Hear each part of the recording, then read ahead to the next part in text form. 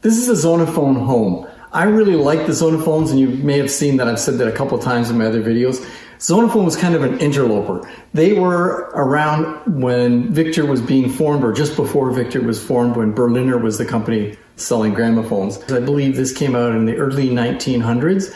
There were two versions of this. This is the earlier one. You can tell a lot of times the later Zonophones, sometimes they look a little bit more like the Victor products because they were influenced by Eldridge Johnson.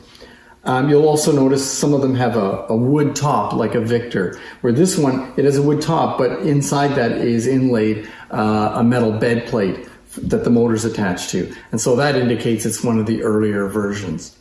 It's quite a nice machine. This is not an original horn on this. It's very much like the original horn. They didn't have leather elbows or brass elbows like the Victors did. It was one piece, they attached it, but it was a built-in elbow to the horn. And actually, I think that's a really smart design. There's many things about this that were really original, like having the crank at the back here and having it horizontal instead of vertical as the earlier Berliners and the earliest Victors did.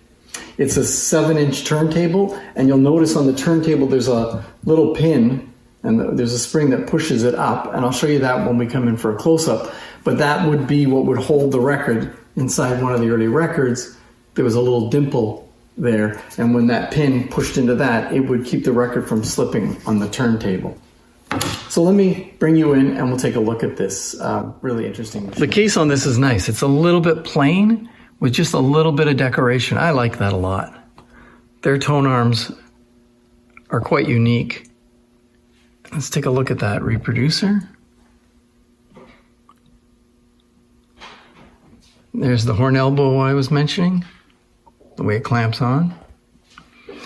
Their brakes are a little unusual too.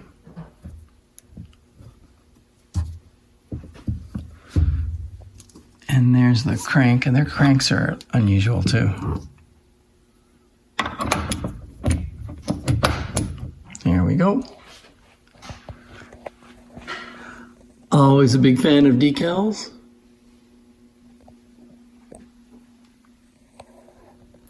I took the turntable off, and you can see the bed plate here, cast bed plate.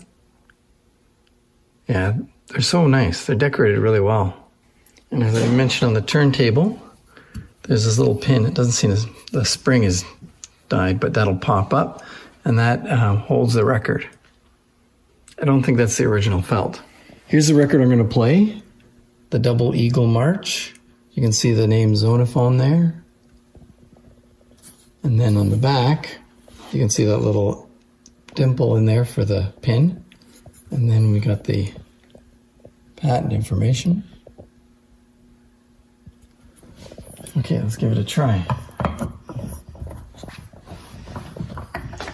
Okay.